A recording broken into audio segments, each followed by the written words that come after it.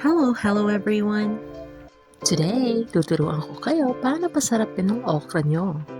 Hindi pa huli ang lahat to start loving okra. Prepare your meat, pwede pork, pwede chicken.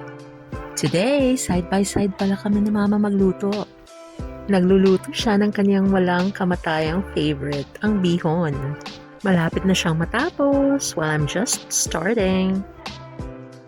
I-fry muna natin ang mga chicken. Yan, si Mama, tapos na ang bihon niya. Tayo naman. Ito na yung mga magagandang okra ko. Slice into half.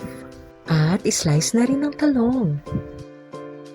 Set aside ang mga naprito ng mga chicken at start nang i-fry ang mga talong. Ganyan pa lang ang sarap na nila. I-prepare na lahat ng mga kakailanganin natin. Fried talong, okra, fried chicken, alamang or shrimp paste, and mga ricados. Ganito lang, isukay lang ang okra. Tapos, gisahin ng mga chicken with the ricados. Add your shrimp paste or alamang.